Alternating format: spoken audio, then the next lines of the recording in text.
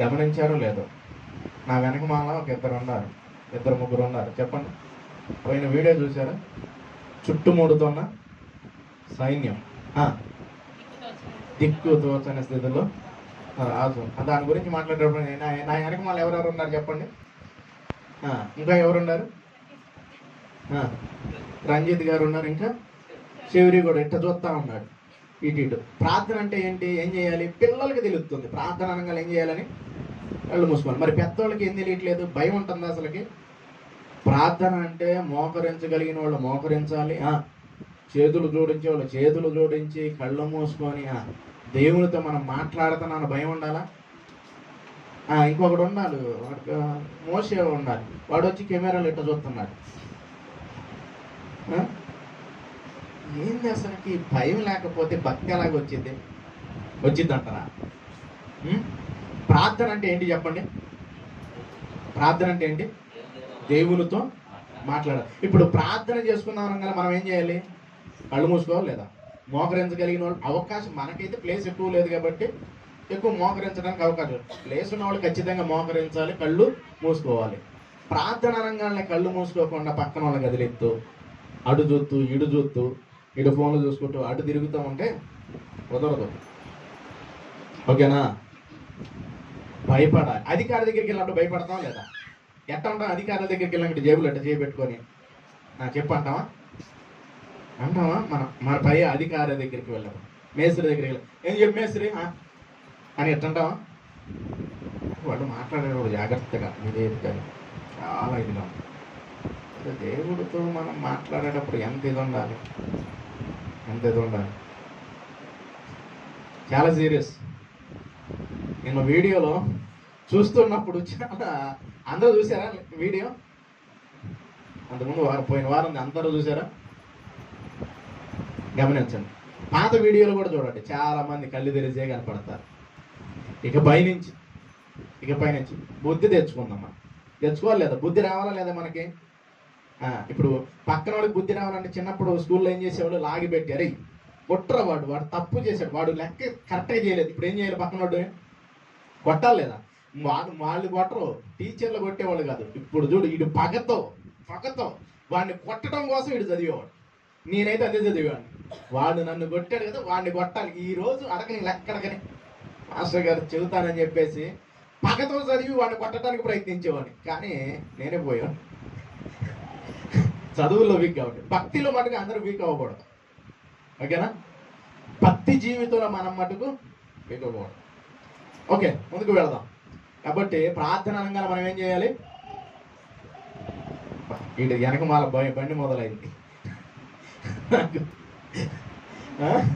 ప్రార్థన అనగానే ఏం చేయాలి చెప్పండి? కళ్ళు మూసుకోవాలా లేదా? మనకి ఇంకెవరు కనపడకూడదు. పిల్లలు కూడా పట్టించుకోవాలి. ప్రార్థన కొంతమంది చూడండి. ఇంకొక విషయం కూడా చెప్తాం. మనకి పిల్లలు ఇద్దరు ఉన్నారు. ఓ పాస్టర్ గారు చెబుతున్నాడు, ఏమని చెబుతున్నాడు తెలుసా? నేను మాట్లాడేటప్పుడు అసలు మీ పిల్లల శబ్దమే వినపడకూడదు అన్నాడు. అనగాలి వీళ్ళేం బ్యాడ్ పిల్లలు అంటే ఏడుస్తారు కదా, ఏడుస్తూ ఉంటే గబుక్కన బయటకైనా తీసుకొని వెళ్ళాలి, లేదంటే పాలు ఇచ్చో ఏదో ఒకటి చేయాలి. చూడు, వీడు ఏడుస్తున్నాడని వేసి బాస్తుంది మాది. ఇంకేం చేసింది తెలుసా? వాడు ఆ పిల్ల ఒకళ్ళైతే మూతి గట్టిగా మూసేసింది. ముగ్గురు గాలాడితే పిల్లలకి పోయారు. నిజం, ఇది జరిగిన విషయం. అంటే సభలో మాట్లాడేటప్పుడు పిల్లల సౌండ్ వినకూడదనగానే వాళ్ళని బయటికి తీసుకెళ్ళటం, పాలు ఇవ్వటం చేయాల్సింది. గట్టిగా మూసేసింది. ఏమైపోతారు వాళ్ళకి కొద్దిగా. మనమే అట్లా మూసేసామంటే మన పరిస్థితి ఏం జరిగింది? ఊపిరాడిద్దా లాగి పెట్టి ఒకటి కొడతాం, ఇంద్ర ముక్కు మూతున్నా, వాళ్ళేం పిల్లలాయా. కాబట్టి ఇది కూడా గమనించాలి. పిల్లలు ఏడుతున్నారు, ఇదిగా గొడవ చేస్తున్నారంటే గబక్కన ఏం చేయాలి? మనం బయటికి తీసుకెళ్ళి, లేదంటే పాలు ఇచ్చేయాలి, లేదంటే వచ్చేటప్పుడు వాళ్ళకి బిస్కెట్లు ఇష్టమా లేకపోతే ఇంకేం ఇష్టం వాళ్ళ కళ్ళ ముందు అయితే తినటం మొదలు పెట్టారనుకోండి, ఇంక పక్కన వాళ్ళు మర్చిపోతారు. ఇప్పుడు కూడా అంతే. అప్పుడప్పుడు వాడు వచ్చి పైకి వచ్చి గొడవ చేస్తుంటాడు, వాడి దగ్గర బిస్కెట్ మొక్కలు ఏం కానీ ఇక తింటా ఉంటాడు. ఇవన్నీ మనం చిన్నవి చేయవలసినవి, మనం చేయవలసింది. ఓకేనా? ఇంక వెళ్దాం ఆడికి, వాక్య భావం వరకు వెళ్దాం. ఇప్పుడు దాకా కొన్ని విషయాలు ఆలోచించండి. హెచ్చరిక వచ్చిందంటే మనం జాగ్రత్త చేసుకోవాలి. ఇదేనా కొన్ని శ్రేష్టమైన మాటలు మనం ఆలోచిద్దాం పిల్లలు. ఇదేనా మనం ఆలోచించబోయే అంశం. ఒక స్త్రీ గురించి మనం ఆలోచిద్దాం. పోయిన వారం ఎవరి గురించి ఆలోచించాం? ఒక రాజు గురించి ఆలోచించాం. ఈ స్త్రీ జీవితం ఎలాగ ఉంది అంటే, స్త్రీ కావచ్చు పురుషుడు కావచ్చు, కాకపోతే ఒక్కొక్క పాయింట్ని నేను తీసుకొని ముందుకు అడుగులు వేస్తూ ఉంటాను. ఆమె జీవితము తన భర్త జీవితంలో ద్వేషింపబడుతూ ఉంది. మీకు దాదాపు టప బల్బులు ఎలగాలి. ద్వేషింపబడుతూ ఉంది. ఎందుకు ద్వేషింపబడుతూ ఉందంటే, ఆమెకున్న కొన్ని పరిస్థితులు బట్టి మనము కూడా కొన్ని పరిస్థితుల్లో ద్వేషింపబడుతూ ఉంటాం. కొంతమంది చేత ద్వేషింపబడుతూ ఉంటాం. ఎందుకు ద్వేషింపబడతాం తెలుసా? మనకి కరెక్ట్గా ఆరోగ్యం లేకపోయినా, లేకపోతే డబ్బు లేకపోయినా ఎవరు ద్వేషిస్తూ ఉంటారంటే పక్కన వాళ్ళు ద్వేషించిన కొంతమంది. దీనికేదో రోగం వచ్చి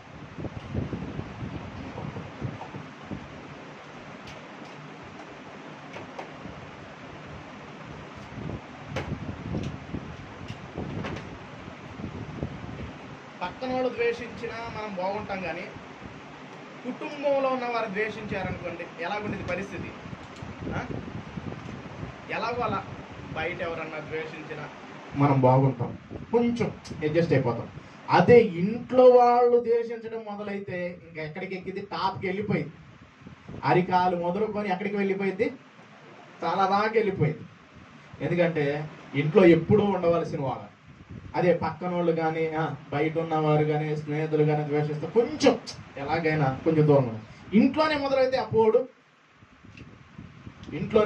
ద్వేషించడం మొదలైతే చాలా నరకయాత్ర. ఎందుకు ఈ ద్వేషం వచ్చిందంటే డబ్బు లేనితనాన్ని బట్టో, ఆరోగ్యం లేనితనాన్ని బట్టో, అందంగా లేవనే దానిని బట్టో, లేకపోతే ఒక్కొక్క పరిస్థితి అనమాట. వీటిని బట్టి ద్వేషింపబడుతూ ఉంటారు. చదువు లేని దాన్ని బట్టో, పని సరిగ్గా చేయకపోవటాన్ని బట్టో ఇంకా ద్వేషం అనేది వస్తూ ఉంటుంది. అయితే ఈరోజు ఆ ద్వేషింపబడే స్థితిలో నుండి ప్రేమించే స్థితిలోనికి ఎలాగ తీసుకువెళ్ళాడు అంటే దేవుడు ఉన్నతంగా తీసుకువెళ్ళాడు. అంటే ద్వేషింపబడుతూ ఉన్నప్పుడు నన్నేంటి ఇలాగ ద్వేషిస్తున్నారని చెప్పేసి మనము దేవునికి దూరం అయిపోయే వాళ్ళు చాలా మంది ఉన్నారు. అవునా కదా? మనుషులు ద్వేషిస్తుంటే ఎవరికి దూరం అయిపోతారు? ఎవరికి? దేవునికి. కానీ మనుషులు ద్వేషిస్తున్నప్పటికీ దేవుడు చూస్తూ ఉంటారా లేదా? ప్రతి ఒక్కరిని చూస్తూ ఉంటారా లేదా? చూస్తూ ఉంటారు. ఆ పరిస్థితుల్లో ద్వేషింపబడుతున్న స్థితిలో దేవుడు చూచాడండి. ఆ స్త్రీ వెళ్ళి చూద్దాం ఒకసారి. ఆది కాండము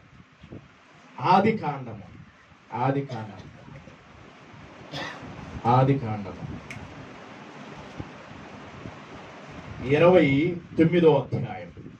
ఆది కాండము 29వ అధ్యాయం. 29వ అధ్యాయం. ఇరవై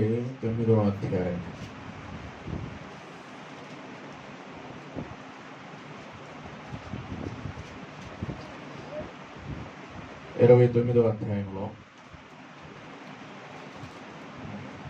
30వ వచనం. యాకోబు లేయా కంటే రాహేలును బహుగా ప్రేమించి లేయా ద్వేషింపబడుట యెహోవా చూచి ఆమె గర్భమును తెరిచిన. ఇక్కడ ఆగుతాం, మనం ముందుకు వెళ్దాం. ఇంకా మనకు అర్థమైపోయింది సందర్భం అంతా. ఏమర్థమైంది సందర్భం అంతా? రాహేలు గారిని యాకోబు గారు ఏం చేశాడు? ప్రేమించి ఏం చేశాడు? 7 సంవత్సరాలు కొలువు చేశాడు. 7 సంవత్సరాలు వివరణ అంతా ఇచ్చేస్తాను, ముందు జరిగిందంతా చెప్పేస్తాను త్వరగా. రాహేలు కోసం కొలువు చేయగానే ఆయన ఏం చేశాడు? వాళ్ళ మామ ఏం చేశాడు? రాహేల్ని ఇవ్వకుండా ఎవరిని పెళ్లి చేశాడు? ఎవరినిచ్చి పెళ్లి చేశాడు? లేయానిచ్చి పెళ్లి చేశాడు. నాకు ఇష్టం లేకుండా నువ్వేంటర్ బాబు ఇట్లా చేసావు, అసలు నువ్వేంటి ఇలాగ అబద్ధం ఆడావని చెప్పేసేసి ఈయనకి ఆమెను చూడంగానే బీపీ పెరిగిపోయింది. ఎవరికి? యాకోబు గారి. అదేమో ఆ కాలమేమో, ఆ పరిస్థితులేమో ఎలాంటి పరిస్థితులు అంటే మనలాగా లైట్లు గీట్లు అన్నీ ఉండి చేసే పరిస్థితులు ఏమీ కాదు. వివాహం అయింది, వాళ్ళని పంపించేసాడు. పంపించేసిన తర్వాత తెల్లారికి చూడంగానే మైండ్ బ్లాక్ అయిపోయి ఇంకేం చేస్తున్నాడు అంటే ఇంకా ద్వేషం పెరిగిపోయింది. ఇదేంటో బాబు, నేను చేసింది ఇది కదా, నేను ఆమె కోసం చేస్తే నువ్వేంటి ఇట్ట చేసావని చెప్పేసి ఇప్పుడు ఏం పెంచుకున్నాడు ఆమె మీద? ఏమొచ్చేసింది? ద్వేషం వచ్చేసింది. పిల్లరా, ఆ ద్వేషింపబడుతున్న జీవితంలో ఆమెను ఎవరు చూశాడో తెలుసా? దేవుడు చూశాడు అనుకుంటాం. మనము ఎక్కువగా ప్రేమించే వారిని దేవుడు ఏం చేస్తాడంటే పక్కన పెట్టేస్తూ ఉంటారు. కొన్నిసార్లు మనము దేనినైతే ఎక్కువగా ప్రేమిస్తాం దాన్ని పక్కన పెట్టి ఇంకోటి మనకు ఇస్తూ ఉంటారు.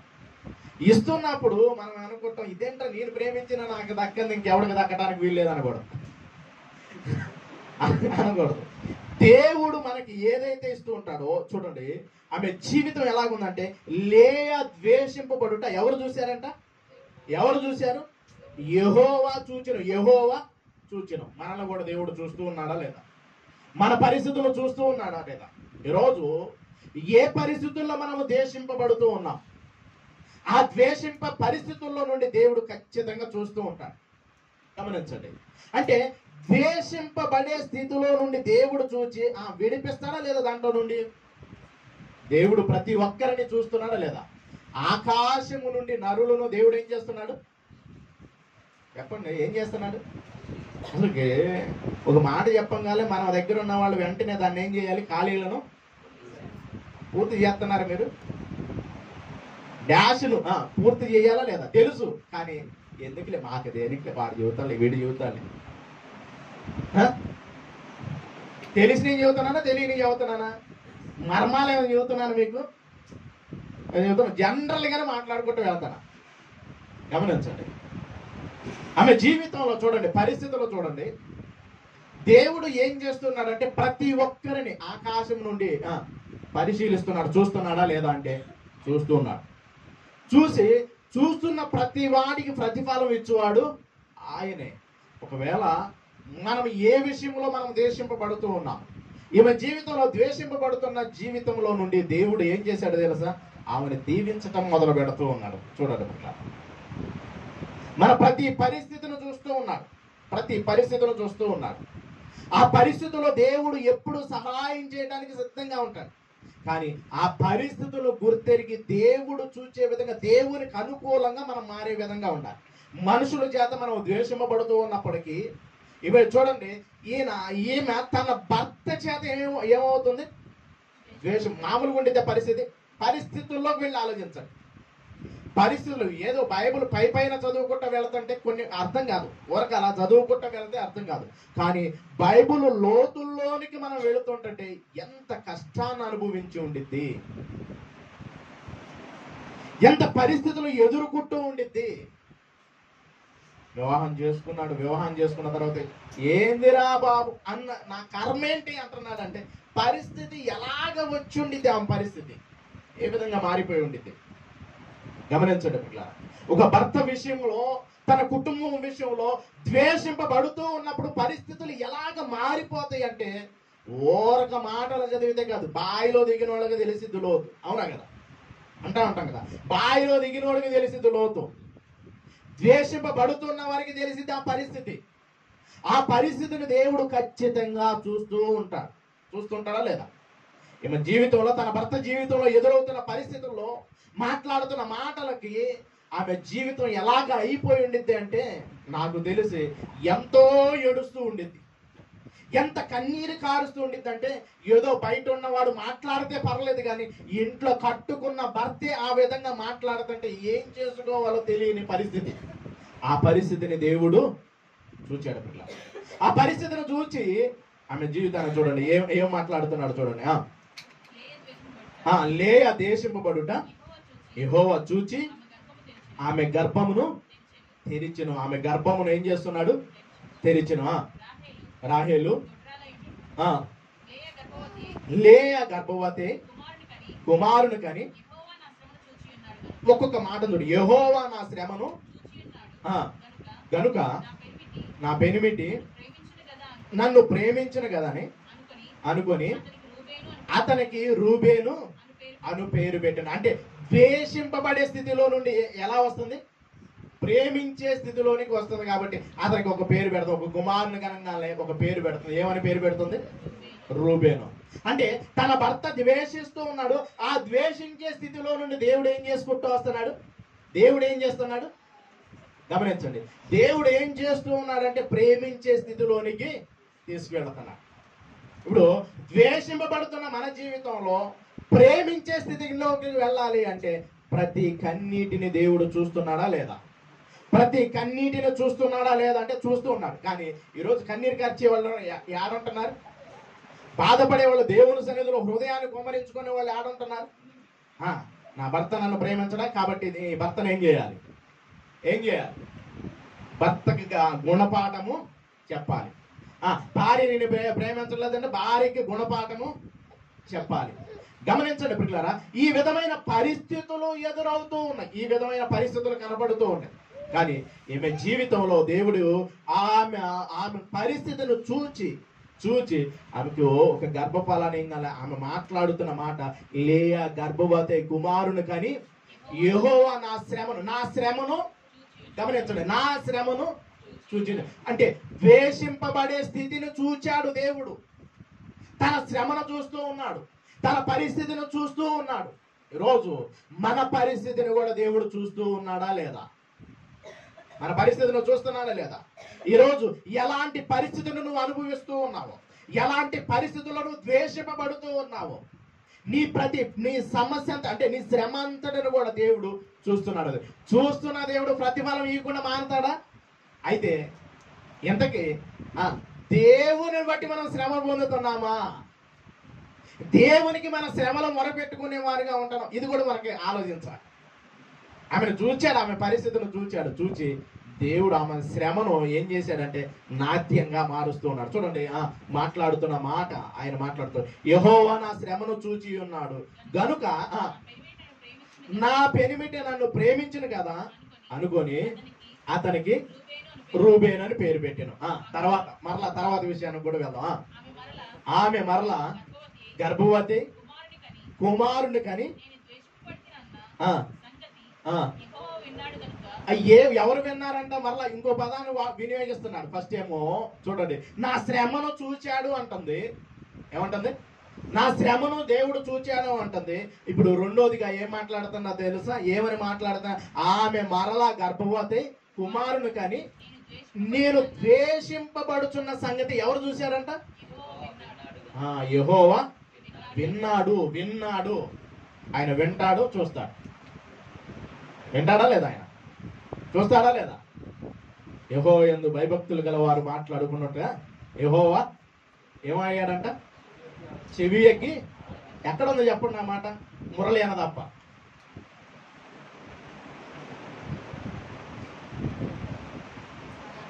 చెప్పండి. మలాకి గ్రంథంలో ఒక్కోసారి ప్రశ్నలు వస్తాయి ఇక పైనుంచి. మలాకి గ్రంథంలో దేవుడు చెవి ఎగ్గుతున్నాడో లేదో ఒకసారి చూద్దాం. మలాకి గ్రంథం ఒక్కొక్కరిని నేను పక్కన పెట్టి మాట్లాడతా, కొన్ని ప్రశ్నలు వేస్తా ఉంటాను. ఆ రిఫరెన్స్లు మీరు చెప్పాలి. ఆ రిఫరెన్స్ చెబితే వాక్యం నేను చెబుతాను. ఓకేనా? 3:16 అప్పుడు యెహోవా యందు భయభక్తులు గలవారు ఒకరితో ఒకరు మాట్లాడుకొనుచుండగా యెహోవా చెవి ఎక్కి ఆలకించెను.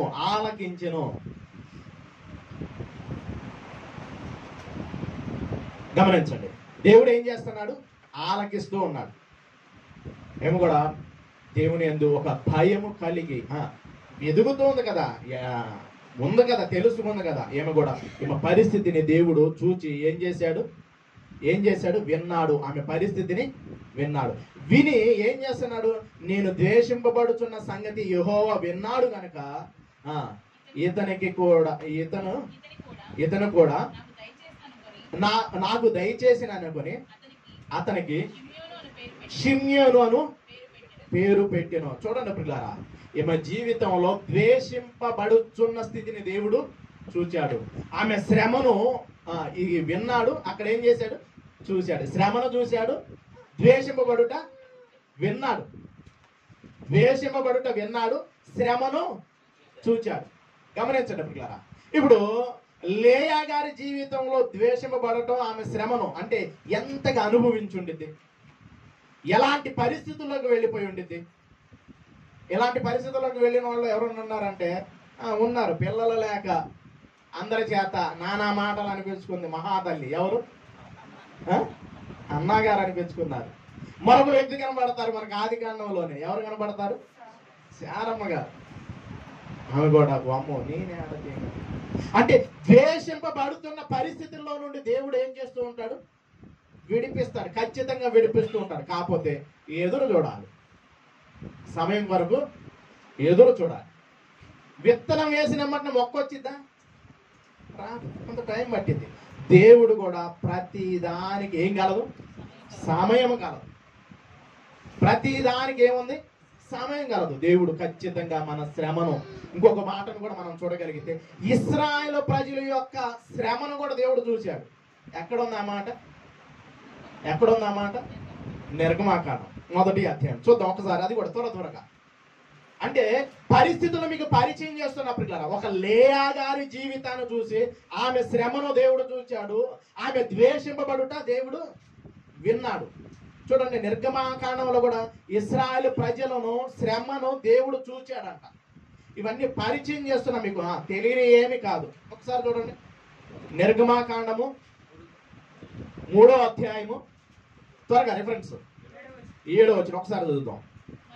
మరియు యెహోవా ఇట్లనెను, నేను ఐగుప్తిలో ఉన్న నా ప్రజల బాధను నిశ్చయముగా చూచి తిని, పనులలో తమను కష్టపెట్టు వారిని బట్టి వారు పెట్టిన మొరను వింటిని, వారి దుఃఖములు నాకు తెలిసే ఉన్నాయి. వీళ్ళ పరిస్థితి కూడా చూడండి, వీళ్ళ పరిస్థితి కూడా ఎలాగ పరిస్థితి అంటే, వారికి ఉన్న శ్రమల్లో, వారికి ఉన్న బాధల్లో వారు ఇబ్బంది పడుతూ ఉంటే వారి పరిస్థితిని కూడా దేవుడు ఏం చేశాడంట? చూచాడు. ఏం చేశాడు? విన్నాడు. వాళ్ళ మొరలు విన్నాడు. అంటే మన దేవుడు ఎంత గొప్పవాడు అనేది విషయాన్ని నేను చెప్పుకుంటూ వస్తున్నాను. మన దేవుడు ద్వేషింపబడే వారి జీవితంలో, శ్రమలు అనుభవిస్తున్న వారి జీవితంలో దేవుడు ఖచ్చితంగా తన కార్యాన్ని, తన హస్తాన్ని చాపటానికి సిద్ధంగా ఉన్నాడు. మన పరిస్థితులు ఎప్పుడు అలాగే ఉంచడు. కాకపోతే ఆ పరిస్థితుల్లో మనం నిలబడటం నేర్చుకోవాలి. ఆ శ్రమ రాగానే దేవుని విడిచిపెట్టడం కాదు, శ్రమ రాగానే దేవుని పక్కన పెట్టేయటం కాదు, ఆ శ్రమల్లో మనం నిలబడటం నేర్చుకోవాలి. అందుకనే సామెతల గ్రంథంలో కూడా సొలొమోను గారు ఒక మాటను మాట్లాడుతూ ఉంటాడు. 24వ అధ్యాయం సామెతల గ్రంథం 24వ, కొంచెం రిఫరెన్స్లు ఇస్తా ఉంటాను, రాసుకోండి. సామెతల గ్రంథము 24వ అధ్యాయం, 24వ అధ్యాయం మన శుక్రవారం మనం విన్నాం.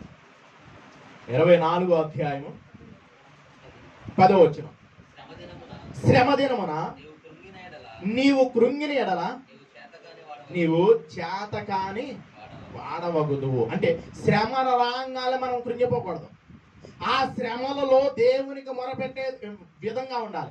ఆ శ్రమల్లో మనం నిలబడే విధంగా ఉండాలి. చూడండి ఎంతగా ఏడ్చుకొని ఉండిద్దో మహాతల్లి.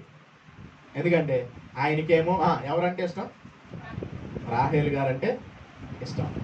ఏమంటే ద్వేషింపబడుతో దేవుడు చూచాడు. ప్రతి పరిస్థితిని చూస్తున్న దేవుడు. గమనించండి, ఆ పరిస్థితుల్లో కృంగిపోయి ఏందయ్యా నా పరిస్థితి, ఏం చేయాలి, నాకొద్దు నాన్న. వెళ్ళిందా ఎవరి దగ్గరికి? డాడీ దగ్గరికి వెళ్ళిపోయి, నానా ఇంక నాకు వద్దు. ఈరోజు చూడండి, కొంచెం శ్రమ రాగాలి, కొంచెం పరిస్థితి రాగాలి ఏమంటాం? వాడికి నాకు వద్దు. ఏం చేయాలి ఇప్పుడు? వెంటనే అప్లికేషన్ పెడదాం. ఏ అప్లికేషన్? ఆకులు. ఏ ఆకులు? విడాకులు.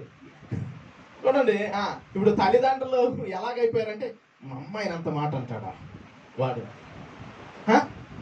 మా అమ్మాయిని ఈ విధంగా చూసుకుంటారు. పరిస్థితులు నిజం పిల్లరా, ఆమె పరిస్థితి ఎంత భయంకరమైన పరిస్థితులకు వెళ్ళిపోయినా తన తల్లిదండ్రుల తల్లిదండ్రులకు వెళ్ళిపోయి చెప్పినట్టుగా ఏడ్చుకున్న దేవుడి దగ్గర మొరపెట్టుకుంటూ ఉంది పరిస్థితి.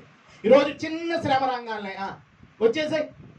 ఎక్కడికి రావాలంట? మా ఇంటికి వచ్చేసి మేము చూసుకుంటాం మొత్తం.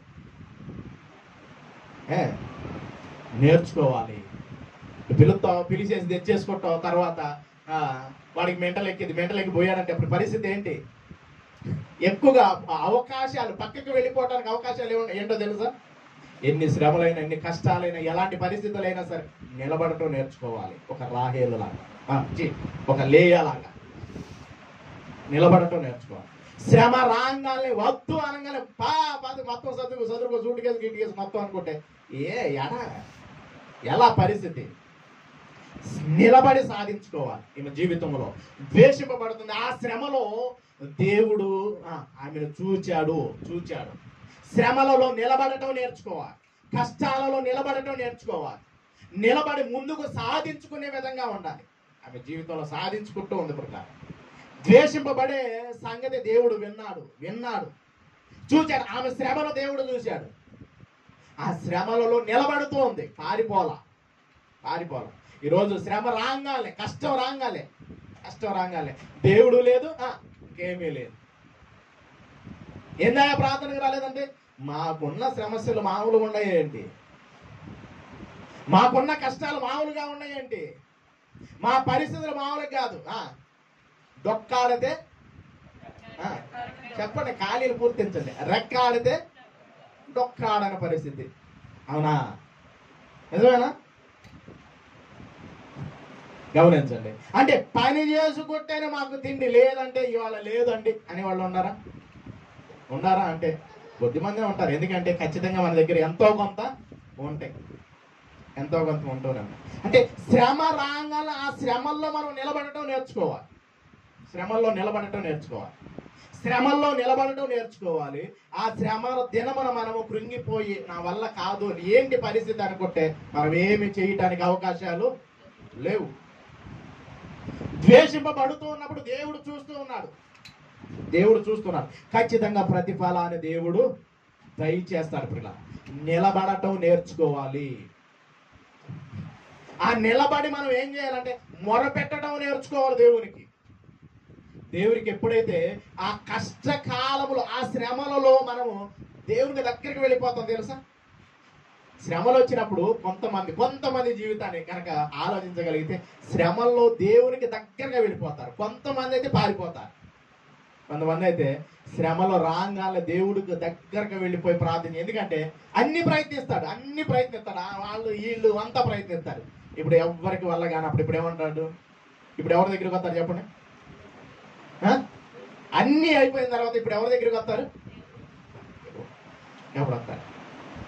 పరిస్థితి గమనించాలి. అంటే దేవుడు మన పరిస్థితిని, మన శ్రమను చూస్తూ ఉన్నాడు. మనం ద్వేషింపబడుట చూస్తున్నారు. ఆమె జీవితంలో ఆమె శ్రమను చూశాడు. ఆమె ద్వేషింపబడటం చూసి దేవుడు ఆమెకి ప్రతిఫలాన్ని ఇచ్చాడు. రోజు పరిస్థితులు గమనించాడు. మన జీవితాల్లో ఎదురవుతున్న ప్రతి పరిస్థితుల్లో దేవుడు చూస్తూ ఉన్నాడు. ఆ శ్రమలలో మనము నిలబడుతూ వస్తున్న సమస్యను బట్టి కృంగిపోయి దేవునికి దూరం అయిపోయావంటే ఏమవుతాయి తెలుసా?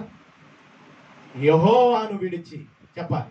తర్వాత వేరొకరిని ఆశ్రయించే వారికి ఏం విస్తరిస్తాయి అన్నాడు. ఎక్కడుంది మాట? బైబిల్లో ఉందని చెప్పమాట. ఎక్కడుంది ఈ మాట? కీర్తనలేనా? సచ్చి చేయకుండా గబుక్కన సచ్చి చేయకుండా నేను సామెతలు అనుకుంటున్నా 4వ అధ్యాయం అనుకుంటున్నా. కీర్తనలు 16:4 ఒక్కసారి చదువుదాం. యెహోవాను విడిచి వేరొకరిని అనుసరించే వారికి శ్రమలు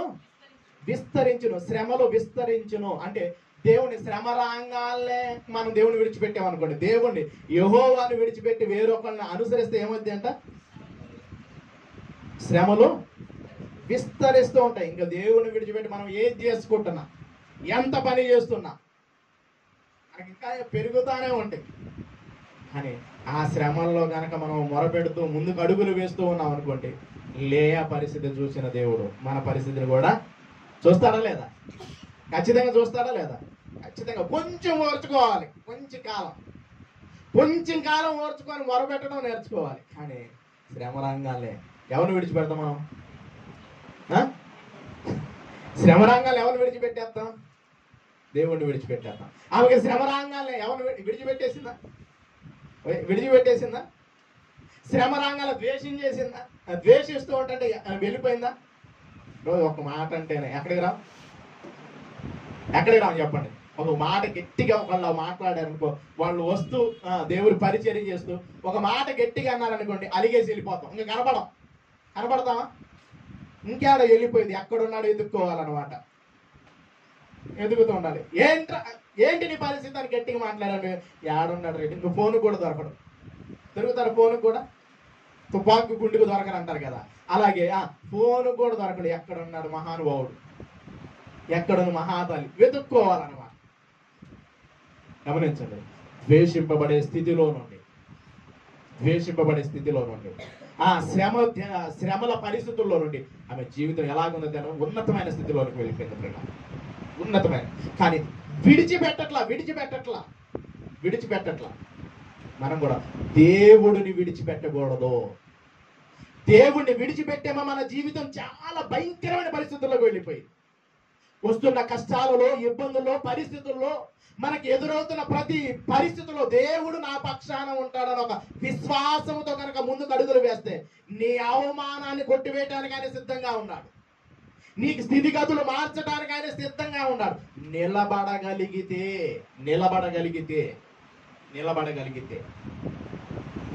రాగలిగితే, దేవుణ్ణి విడిచిపెట్టకుండా రాగలిగితే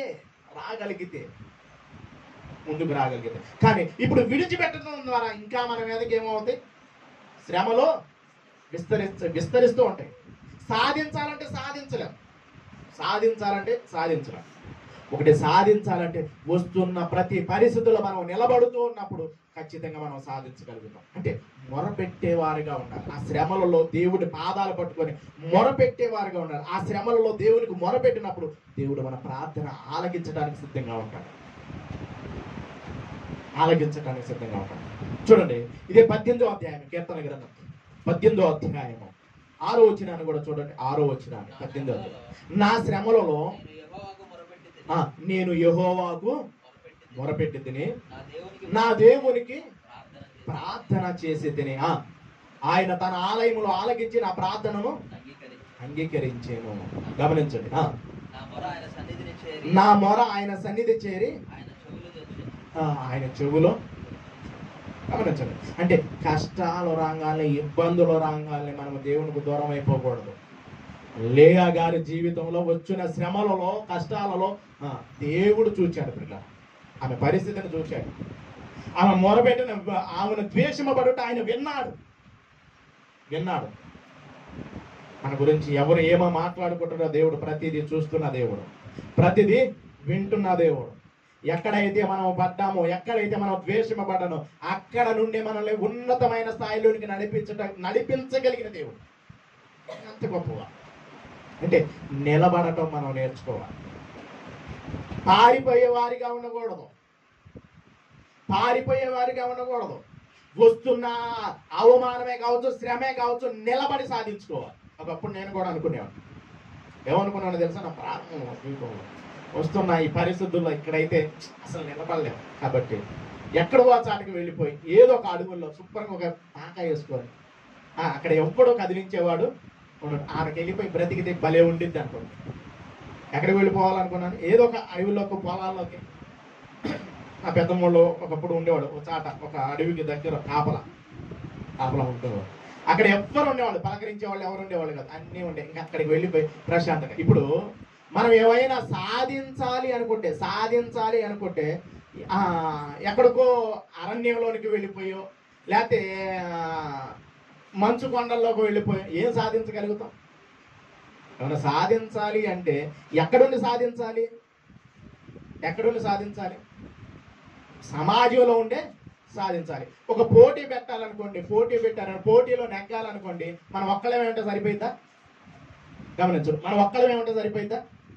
మనం ఒక్కళ్ళు కాదు, మనతో పాటు ఎవరు ఉండాలి? కొంతమంది ఉండాలి. అప్పుడే తెలిసింది మన పరిస్థితి, మనం ఎలాగ ఉన్నాం, మన పరిస్థితి ఏంటని. ఇప్పుడు ఎవరొద్దు, నేను ఒక్కనే పోటీలో పాల్గొంటా, ఇంకెవరొద్దు. ఇప్పుడు ఎలాగైపోయిందంటే పరిస్థితి, నేను ఎలాగ అనుకున్నానంటే ఒకప్పుడు ఇందే అనుకున్నాను, ఇంకెవరు కాదు, నేను ఒక్కనే వెళ్ళిపోయి ప్రశాంతంగా ఉంటే చాలు అనుకున్నాను. అది కరెక్ట్ కాదు. అంటే సమాజంలో ఉంటూనే వస్తున్న ప్రతి పరిస్థితిని ఎదుర్కొంటూ, ఆ శ్రమను ఎదుర్కొంటూ, అవమానాలను ఎదుర్కొంటూ, మనము వెనుకున్నవి మరిచి ముందున్న వాటి వరకు అడుగులు వేస్తూ ఉంటాడు దేవుడు. మన ప్రార్థన ఆలకించగలిగిన దేవుడు, మన శ్రమను దేవుడు చూస్తున్న దేవుడు ఖచ్చితంగా మన స్థితిగతులు మార్చగలిగిన దేవుడు. మారుస్తాడా లేదా ఆయన? లేయా గారి జీవితంలో జరిగిందా లేదంటే ఖచ్చితంగా జరిగింది. ఆమె జీవితంలో జరిగింది. ఆమె జీవితంలో దేవుడు సహాయం చేశాడు, చూశాడు, విన్నాడు. ఇప్పుడు మరి మనకు వస్తున్న పరిస్థితుల్లో మనము కూడా అలాగ ఉంటున్నామా? ఆ విధంగా ఉంటూ ఉన్నామా? చూడండి, ఒకసారి యెషయా గ్రంథంలో కూడా వెళ్దాం. యెషయా గ్రంథంలో ఒక మాటను రాస్తూ ఉన్నాడు. చూడండి, 61వ అధ్యాయం. యెషయా గ్రంథము 61వ అధ్యాయం 61వ అధ్యాయము 3వ వచనము నుండి చూద్దాం. సియోనులో బూడిదకు ప్రతిగా భూదండమును, దుఃఖమునకు ప్రతిగా ఆనంద తైలమును, భారభరితమైన ఆత్మకు ప్రతిగా వారికి ఇచ్చుటకు ఆయన నన్ను పంపి ఉన్నాడు. చూడండి పిల్లరా, పరిస్థితిని చూడండి. ఏమని తెలియజేస్తూ ఉన్నాడు అంటే, బూడిదకు ప్రతిగా భూదండమును, దుఃఖమునకు ప్రతిగా ఆనంద తైలమును. ఈరోజు ఏ పరిస్థితుల్లో దుఃఖపడుతూ ఉన్నాము? ఎలాంటి పరిస్థితుల్లో? ఏ విధంగా దుఃఖించబడాలి అంటే, నీతి కొరకు ఆకలి దప్పులు గలవారు ధన్యులు. కాదండి, మా పరిస్థితి అండి, మనం తెచ్చుకున్న కొన్నిటిని బట్టిగా వాటన్నిటిని దేవుని మీద వేసి మనము దేవుని బట్టి ఆనందించడం నేర్చుకోగలిగితే దేవుడు ఏం చేస్తానంటున్నాడంటే, నీ దుఃఖమునకు ప్రతిగా ఆనంద తైలమును. నీ దుఃఖాన్ని, నీ పరిస్థితిని, నీ కన్నీటిని దేవుడు చూస్తూ ఉన్నవాడు. నీ ప్రతి పరిస్థితిని దేవుడు చూస్తూ ఉన్నాడు. దానికి ఏం చేస్తానంటున్నాడంటే, నీ దుఃఖమునకు ప్రతిగా ఆనంద తైలమును. గమనించండి, ఆమె జీవితంలో దుఃఖమే మిగిలిపోయింది. ద్వేషింపబడుతూ ఉంటే ఎలాగుండేది పరిస్థితి గమనించండి. ద్వేషింపబడుతున్న జీవితంలో, ఆ శ్రమను అనుభవిస్తున్న ఆమె జీవితంలో దేవుడు ఆనంద తైలాన్ని దయచేశాడా లేదా? గమనించండి. ఆమె దేవుడు విన్నాడా లేదంటే విన్నాడు. చూచాడు, పరిస్థితిని చూచాడు. కాబట్టి ఆమె జీవితాన్ని ఎలా చేశాడో మరికొన్ని విషయాలు మనం దాంట్లోకి వెళ్లే ముందు 7వ వచనాన్ని కూడా చూద్దాం. 7వ వచనం, ఇదే 61వ అధ్యాయం 7వ వచనంలో కూడా చాలా విషయాలు చెబుతూ ఉంటాడు. మీ అవమానముకు ప్రతిగా రెట్టింపు ఘనత నొందుదురు. అంటే ఆమె అవమానింపబడుతుంది, ద్వేషింపబడుతూ ఉంది, శ్రమను అనుభవిస్తుంది. ఇప్పుడు ఆమె పరిస్థితి ఏంటంటే, మీ అవమానముకు ప్రతిగా రెట్టింపు ఘనత నొందుదురు. ఇప్పుడు ఆమెకు రెట్టింపు ఘనత వచ్చిందా లేదా? ఉన్నతమైన స్థితి వచ్చిందా లేదా? దేవుడు చూచాడా లేదా? ఆమె పరిస్థితిని విన్నాడా లేదంటే ఇచ్చాడు. ఆయనకి ఆనందాన్ని దేవుడు దయచేశాడు. దేవుడు గమనించండి, మీ అవమానముకు ప్రతిగా రెట్టింపు ఘనత నొందుదురు, నిందకు ప్రతిగా అనుభవించి వారు సంతోషించెదరు. అంటే మనం నిందింపబడుతున్నామా, ద్వేషింపబడుతున్నామా? ఆ ద్వేషింపబడే పరిస్థితుల్లో నుండి ఏమిస్తానంటున్నాడు? వారు సంతోషించెదరు. గమనించడం, ఆమె జీవితంలో సంతోషం ఉంది. ఆమె శ్రమలలో ద్వేషింపబడే స్థితిలో దేవుడు ఆమె అవమానాన్ని ఏ విధంగా తీసుకొచ్చాడంటే ఘనతగా తీసుకొచ్చేశాడు. ఏ పరిస్థితుల్లో మనము ద్వేషింపబడుతూ, ఏ పరిస్థితుల్లో నిందను అనుభవిస్తూ ఉన్నాము, ప్రతి పరిస్థితుల్లో నుండి దేవుడు లేవనెత్తగలిగిన దేవుడు, ప్రతి పరిస్థితిని చూస్తున్న దేవుడు, ప్రతి పరిస్థితుల్లో నుండి నిన్ను స్థితిగతులు మార్చగలిగిన దేవుడు. మనం ఎక్కడైతే పడ్డామో అక్కడే నిలబడటం నేర్చుకోవాలి అంటారు కదా. పోయిన చాటే ఏం చేయాలి? పోయిన చాటే వెతకాలి. ఇక్కడ పడింది అనుకోండి, మీ ఇళ్లలో ఎతికారు అనుకోండి, దొరికిద్దా? ఇక్కడ పడేసుకున్నారు, ఏ కామో ఉంగరం పోయింది అనుకోండి, బంగారం విలువైందంటే మీరు ఇక్కడే ఉంటారులేండి. అది మీకు విలువైంది. పోగొట్టుకున్న దగ్గర మనం ఏం చేయాలి? సంపాదించుకోవాలి. ఎక్కడైతే మన జీవితం అవమానపడుతుందో, ఎక్కడైతే మన జీవితం ద్వేషపడుతుందో, ఎక్కడైతే మన జీవితం దిగజారిపోతుందో అక్కడే మనం నిలబడి చూపించాలి. అక్కడే నిలబడి చూపించాలి. అంతేగాని ఆ పరిస్థితులు ఎదురవగానే మనం అక్కడ నుండి పారిపోయి ఇంకో చాటికి వెళ్ళాం అనుకోండి, అక్కడ కూడా ఏమవుతాయి? అక్కడ కూడా ఏమంటాయి? అక్కడ కూడా కొన్ని అవమానాలు, కొంచెం నిందలు వచ్చాయి. అక్కడ నుండి మళ్ళీ ఇంకెక్కడికి వెళ్తాం? ఇంకో చాటికి. మళ్ళీ అక్కడ కూడా ఏమన్నా వచ్చిందని పచ్చి ఇదంతా ఎక్కడికి వెళ్ళిన ఒకడు చేతగానోడు ఏం చెబుతాడంటే, ఏం చెబుతాడు చేతగానోడు? ఇది కరెక్ట్ కాదండి, కాదు. మరి ఇంకో చాటు కాదు, అది కరెక్ట్ కాదండి, ఇది కరెక్ట్గా ఉన్నాడు. గమనించడం, మన జీవితంలో దేవుడు ఖచ్చితంగా సహాయం చేస్తాడు. లేయా గారి జీవితంలో ద్వేషింపబడే స్థితిలో నుండి, శ్రమను అనుభవిస్తున్న స్థితిలో నుండి దేవుడు విడిపించాడు. విడిపించి ఆమెకు ఉన్నతమైన స్థితిని దయచేశాడు. పిల్లలు చూడండి, వారు తమ దేశంలో రెట్టింపు భాగమునకు కర్తలగుదురు, నిత్యానందము వారికి కలుగును.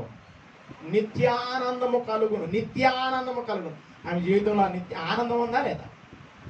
ఆనందం ఉందా లేదా అంటే చాలా ఆనందం. ద్వేషింపబడిన జీవితంలో నుండి, శ్రమను అనుభవించిన జీవితంలో నుండి ఆమెకు ఆనందం దొరికింది. పిల్లలు అలాగే తెలుసా? ఏ విధంగా తెలుసా? యాకోబును బట్టి, తను చేసిన విధానాన్ని బట్టి. ఇంకా చూడండి, ఇంక మనం వెళ్ళిపోదాం, ఆదికాండంలోనికి వెళ్దాం. ఆదికాండంలో చాలా విషయాలు రాస్తాడు ఆమె గురించి. ఇంకా ఎన్నో ఉన్నతమైన మాటలు రాస్తూ ఉంటాడు. ఈ విధంగా ఈమె జీవితంలో నుండి, ఈమె గర్భవాసంలో నుండి ఎవరెవరు వస్తారో తెలుసా? యాజకులు, లేవి గోత్రం ఎవరి నుండి వస్తారో తెలుసా? ఎవరి నుంచి వస్తారండి? లేయా నుండే వచ్చేది. ప్రథమ కుమారుడు ఎవరు? రూబేను. అగ్ర కుమారుడు ఎవరు? ద్వేషింపబడిన ఆమె జీవితంలో నుండి వస్తారు. యోధా, యేసుక్రీస్తు ప్రభువారు వచ్చిన ఆ గోత్రం ఎవరిది అంటే ఏమ నుండే వస్తారు. గమనించండి, చాలా మంది వస్తూ ఉంటారు. ఆమె జీవితం గురించి ఇంకా మనం కనుక ఆలోచించగలిగితే మరికొన్ని విషయాలు కనుక మనం ఆలోచించగలిగితే ఆమె గురించి కొన్ని మాటలు మాట్లాడుతున్నాడు. 30వ అధ్యాయము 11వ వచనం చూద్దాం. 10వ వచనం చూడండి. 10వ వచనమా? లేయా లేయా ఇది అదృష్టమే కదా అనుకొని అతనికి గాదు అను పేరు పెట్టిన.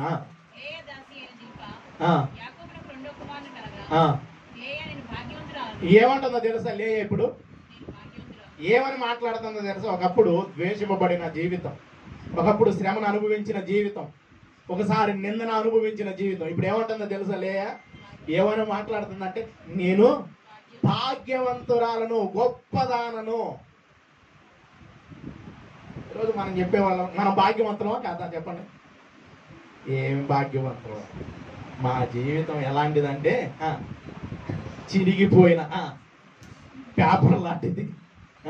మా జీవితం పనికి మాల జీవితం అండి, మా కుటుంబమే పనికి ఇలాంటి మాటలు మాట్లాడతాం. కానీ దేవుని మహాకృపను బట్టి దేవుడు మాకు ఇచ్చాడు, ఈ గొప్ప ఆనందాన్ని ఇచ్చాడు, ఈ గొప్ప అవకాశాన్ని మాకు దయచేశాడు. నేను గొప్పవాడును, భాగ్యవంతుడిని అని చెప్పే విశ్వాసం మనకు ఉంటుందా? మనమంతా ధనవంతులమా కాదా చెప్పండి? భాగ్యవంతులమా కాదా చెప్పండి? నిజంగా చెప్పండి, మనసు బుద్ధి చెప్పండి. ఏంటి భాగ్యవంతులా కాదు? మీరు ధనవంతులా కాదు చెప్పండి? ఏది మీ ధనం? ఎలా మీరు ధనవంతులు? ఎలా ధనవంతులు అండి? వాక్యాన్ని బట్టి, క్రీస్తుని బట్టి మనం ధనవంతులు. ఇప్పుడు ఏమని మాట్లాడుతుంది తెలుసా? నేను భాగ్యవంతురాలను, భాగ్యవంతురాలను, గొప్పదానం, నేను గొప్పదానం. ఎలాంటి ఆ పరిస్థితి ఎలాగుంది మనకి? ఏ విధంగా కనపడింది? ద్వేషింపబడే స్థితి, శ్రమను అనుభవించిన స్థితి. ఆ స్థితిలో నుండి దేవుడు ఆమెను భాగ్యవంతురాలుగా చేశాడు. గొప్పగా చెప్పుకుంది. ఇప్పుడు మనం చెప్పుకోవటానికి సిగ్గుపడుతూ ఉంటాం కొన్ని పరిస్థితుల్లో. కొన్ని చాట్లకు వెళ్ళిపోయి వాళ్ళు అడుగుతూ ఉంటారు, మీరు ఎవరండి అంటే, నేనా అంటాం కదా. ఖచ్చితంగా చెప్పడానికి సిగ్గుపడతాం. ఎవరి గురించి? క్రైస్తవురాలని చెప్పడానికి ఏం పడతాం? ఉన్నాయా లేవా? కొంతమంది జాబితాలు కనబడతాయా లేవా? చెప్పటానికి సిగ్గుపడతాం. నేను క్రైస్తవుడు, నేను గొప్పవాడని.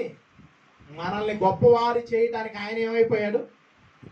మనల్ని ధనవంతులు చేయడానికి ఆయన ఏమైపోయాడు? దరిద్రుడుగా మారిపోయాడు. మనల్ని గొప్పవారిగా చేయడం, భాగ్యవంతులుగా చేయడానికి ఆయన దరిద్రుడిగా మారిపోయాడు. దరిద్రుడిగా మారిపోయాడు. గమనించండి. లేయా జీవితం, ఆమె చెబుతున్న మాట ఏంటంటే, నేను భాగ్యవంతురాలను, గొప్పవారను. రోజు మనం చెబుతున్నాం గొప్పవారము, మేము గొప్పవారం అని చెప్పే ఇది ఉంటుందా అంటే కాదండి. మా జీవితం ఏముందో గారండి, మా పరిస్థితి ఏంటో గారండి, వామ్మో మా పరిస్థితులు మేము తట్టుకోలేదు, చెప్పుకోలేమండి. ప్రపంచంలో ఉన్న సమస్యలన్నీ మా కుటుంబంలోనే ఉండేయండి. అందుకని మేము పరిచర్యకి రాలేకపోతున్నామని, అందుకని మేము ముందుకు అడుగులు వేయలేకపోతున్నాయి. చూడండి, మనల్ని మనం ఎంతగా తగ్గించుకోమంటే ఎంతగా హీనమైన స్థితిలోనికి వెళ్ళిపోతూ ఉంటాం. అని గొప్పవారుగా మనం విశ్వాసంతో మాట్లాడాలి. మేము గొప్పవారము, మా దేవుడు గొప్పవాడు, మా దేవుడు మా స్థితులు గతులు మార్చగలిగిన దేవుడు. దేవుడు ఖచ్చితంగా నా అవమానాన్ని తీసివేయగలడు, నా శ్రమను తీసివేయగలడు అన్న ఒక విశ్వాసపూరితమైన మాటలు ఉంటున్నాయా? మాట్లాడగలుగుతున్నామా? ఎలాంటి మాటలు? తేడండి. నా పరిస్థితి అండి అస్సలకి బాగట్లేదండి, అసలుకి బాగట్లేదు. కానీ ఒక మాట మాట్లాడాలి మనం కూడా. మేము భాగ్యవంతులము, మేము గొప్పవారము, దేవుడు మా స్థితిగతులు మార్చగలుగుతాడు, దేవుడు నా కన్నీటి బాష్పపు విందును తుడిచివేస్తాడు అని మాట్లాడగలిగిన విధానం మనకుండా, మాట్లాడే స్థితి మనకు రావాలి.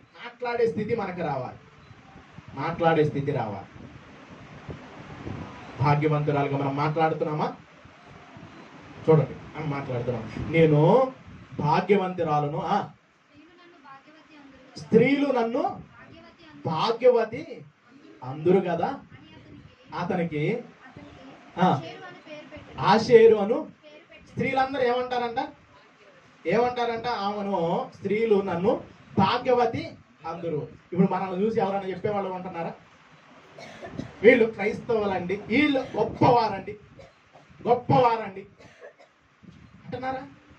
వీళ్ళు క్రైస్తవులేనండి, వీరు క్రైస్తవులేనండి, పేరు గొప్ప చెప్పాలి, ఊరు. ఆలోచించండి పిల్లరా, మన గురించి గొప్పగా చెప్పే విధంగా ఉండాలి. అది ఎవరో తెలుసా? బయట ఉన్నవారు నీ గురించి గొప్పగా. లేయా స్థితి, ఆమెకున్న జబ్బు పరిస్థితి కావచ్చు, ఏ పరిస్థితో కావచ్చు, కానీ ఆమె ద్వేషింపబడిన స్థితిలో నుండి పొగిడించుకునే స్థితి మటుకు మారిపోయింది. పొగిడించుకునే విధంగా ఘనతకు అర్హురాలుగా మారిపోయింది. ఈరోజు మన జీవితాలు ఎలాగుంటాయి, మన పరిస్థితులు ఎలాగుంటాయి? ఒక్కసారి లేయా గారి జీవితాన్ని, మన జీవితాన్ని ఒక్కసారి అప్లై చేసుకోండి. మన జీవితాన్ని చూసుకుందాం. లేయా గారి భక్తి జీవితంలో, లేయా గారి బ్రతికిన విధానంలో, ఆమె శ్రమలలో, ఆమె దూషింపబడటంలో, ఆమె నిందలో ఆమె నిలబడింది కాబట్టి ఆమె జీవితాన్ని దేవుడు చూచాడు. మరి మన పరిస్థితులను దేవుడు చూస్తున్నాడా? మనకి ఎదురవుతున్న ప్రతి పరిస్థితిని దేవుడు చూచే విధంగా మనము మొరపెట్టగలుగుతున్నామా? శ్రమలలో దేవునికి దగ్గరకు వెళ్ళిపోయేటట్టు ఉంటున్నామా? శ్రమ రాగానే దేవుడు విడిచిపెట్టేస్తున్నామా? ఇప్పుడు కనపడుతున్న కొంతమంది దైవ సేవకుల పరిస్థితి గమనించగలిగితే వాళ్ళని మనము తక్కువ అంచనా వేస్తున్నాం. కానీ పిల్లరా, వాళ్ళ పరిస్థితి, వాళ్ళ పరిచర్య ఎలా మొదలైందో తెలుసా? వాళ్ళ పరిచర్య ఎలా మొదలైంది అంటే, తినటానికి లేకుండా, ఏ రోజు అయితే తినటానికి ఉండదో వాళ్ళు ఒక గొప్ప సాహసం చేసేవాళ్ళు. ఏంటో తెలుసా? ఉపవాసం. తినటానికి అయినప్పుడల్లా ఉపవాసం. వారి జీవితాలు ఆ పరిస్థితుల్లో నుండి దేవుడు వారికి ఏ స్థితిని ఇచ్చారు తెలుసా? ఏమీ లేని స్థితిలో నుండి ఉన్నతమైన స్థితిని ఇచ్చారు. ఇప్పుడు దేవుడు మనల్ని గొప్పవారిని చేయాలనుకుంటున్నాడా లేదా? భాగ్యవంతులు చేయాలనుకుంటున్నాడా లేదా? అన్ని విషయాలు మనం అభివృద్ధి పొందాలని కోరుకుంటున్నాడా లేదా? ఎప్పుడు ఇలాగే ఉండాలని కోరుకుంటున్నాడు. మనం ఏం కోరుకుంటాం చెప్పండి? మనం ఏం కోరుకుంటాం? మాట్లాడు, నా వైపు చూడండి, తలకాయలు పైకి ఎత్తండి. ఏం కోరుకుంటారు? మనం ఏం కోరుకుంటాం? నాకు పోయిన సంవత్సరం వచ్చినట్టే నాకు ఈ సంవత్సరం జీతం కావాలని కోరుకుంటాం. 5 సంవత్సరాల క్రితం నాకు ఇచ్చిన శాలరీ నాకు ఇప్పుడు కావాలని కోరుకుంటామా? మరి ఏం కోరుకుంటాం మనం? సంవత్సరం పెరంగా పెరుగుతూ ఉండాలి. ఏం పెరగాలి? సంపాదన పెరుగుతూ ఉండాలి, డబ్బు పెరుగుతూ ఉండాలి. ఈ విధంగా మనం కోరుకుంటాం. మరి ఆత్మీయ జీవితం, భక్తి జీవితంలో గమనించండి. అంటే లోకపరంగా మనం ఎదగాలనుకుంటున్నాము. మరి దేవుని పరంగా మన భక్తి జీవితం అలాగుంటుందా? ఎదిగే విధంగా ఉంటుందా? దేవుడు మనల్ని గొప్పవారిగానే చేయాలనుకుంటున్నారు. గొప్పవారిగానే భాగ్యవంతులుగా మనల్ని చేయాలి అనుకుంటున్నారు. మరి భాగ్యవంతులుగా మనం చేయబడాలి అంటే దేవుని మాటకు విధేయులై మనం ముందుకు అడుగులు వేస్తున్నామా? దేవుడు మన మొర వినే విధంగా ఉందా? ఇశ్రాయేలు మొర దేవుడు విన్నాడు. వాళ్ళ బాధను చూచాడు. లేయ పరిస్థితిని చూచాడు. దేవుడు విన్నాడు కాబట్టి ఆమెను విడిపించి భాగ్యవంతురాలు అని అంటారంటున్నాడు. మరి నీ గురించి నా గురించి ఏం మాట్లాడుతుంది సమాజం? భాగ్యవంతులు అంటున్నారా? గొప్పవారు అంటున్నారా? కాదండి. అసలు మన నోట నుండే రాదా మాట. దేవుడు నా స్థితిగతులు మారుస్తాడు. దేవుడు ఖచ్చితంగా నన్ను ఒక ఉన్నతమైన స్థితిలో ఉంచుతాడు అన్న పదము మనం విశ్వాసముతో మాట్లాడుతూ మొదలు పెట్టాలి. ఈరోజు ఎన్నో అవమానాలు పడవచ్చు. ఈరోజు అనేకుల చేత ద్వేషింపబడవచ్చు. కానీ ఏదో ఒక రోజున దేవుడు నా స్థితిగతులను మారుస్తాడు అన్న ఒక విశ్వాసముతో మనం ముందుకు వెళ్ళాలి. పౌలు గారి జీవితంలో అదే జరిగింది. పౌలు గారు ఆయన జీవితంలో అదే జరిగింది. అదే మాటను మాట్లాడుతున్నాడు. ఒకసారి చూద్దాం ఫిలిప్పీలకు రాసిన పత్రికలో చూద్దాం. ఒకసారి ఫిలిప్పీలకు రాసిన పత్రిక 3వ అధ్యాయం ఒకసారి చూడు.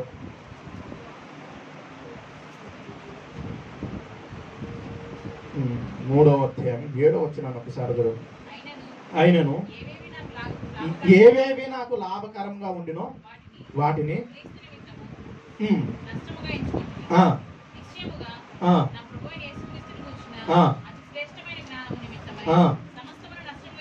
సమస్తమును నష్టముగా ఎంచుకొనుచున్నాను అంట.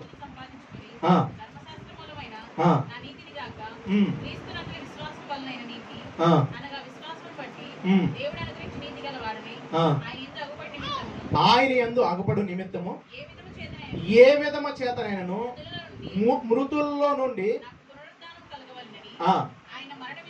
ఆయన మరణ విషయంలో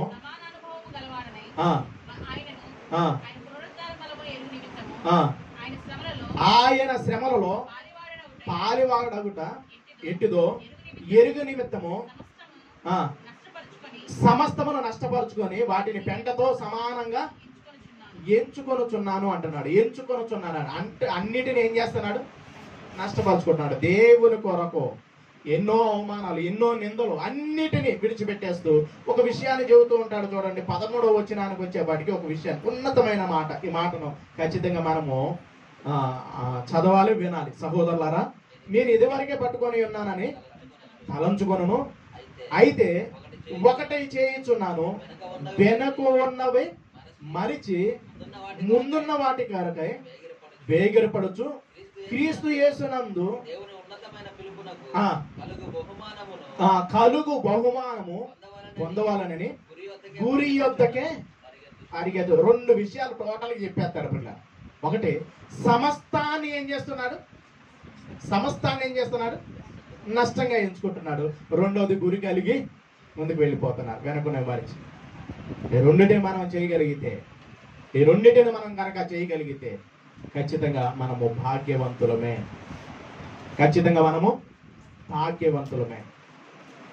నేను ఇది విడవలేను, ముందుకి సాగలేనంటే గురి ఎలాగ మనం సంపాదించుకోగలుగుతాం? ఏ విధంగా సంపాదించుకోగలుగుతాం? లేయా గారి జీవితం భాగ్యవంతురాలుగా మారింది. ఆమె జీవితం చాలా ఉన్నతమైన స్థితిలోనికి వెళ్ళింది. మరి మన జీవితాలు ఎక్కడ వేసిన గొంగలి అక్కడే అన్నట్టుగా ఉండకూడదు. ఆత్మీయ జీవితంలో అభివృద్ధి పొందాలి. అలాగే అన్ని విషయాల్లో మనము ఎదగాలి. అన్ని విషయాల్లో మనం ఎదగాలి. ప్రతి విషయంలో మనం ఎదిగే వారిగా ఉండాలి. ఎదిగే కొంది ఒదిగే తత్వం రావాలి. చూడండి, ఎదిగే కొంది ఇంక మన పరిస్థితి ఎలాగుండిద్దంటే కొంచెం దేవుడు ఏదన్నా ఇచ్చేసారనుకోండి, ఇంక పైకి వెళ్ళిపోతాం.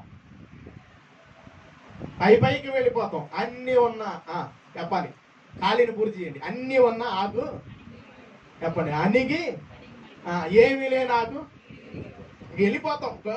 నాకు 66 పుస్తకాల గురించి చెప్పాలి, మొత్తం తెలుసు. ఈ సబ్జెక్ట్ మొదలు పెట్టగల ఆ సబ్జెక్ట్ ఏముందండి, ఆ రెఫరెన్స్లు నేను చెప్పమంటావు. ఆ సబ్జెక్ట్ రెఫరెన్స్లు టకటక చెప్పేస్తాను.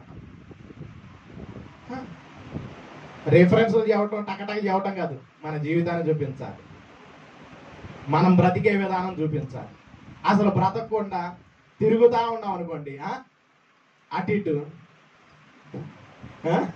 తిరుగుతా ఉన్నాం అనుకోండి, పాటించకుండా మనం ముందుకు అటు ఇటు తిరుగుతా ఉన్నాం అనుకోండి, అసలు ప్రయోజనమే లేదు. కాబట్టి మిగిలిన నేను చెప్పాలనుకుంటుంది ఏంటంటే, లేయా గారి జీవితంలో మనం నేర్చుకోవాల్సిన పరిస్థితి ఏంటంటే, నిలబడింది.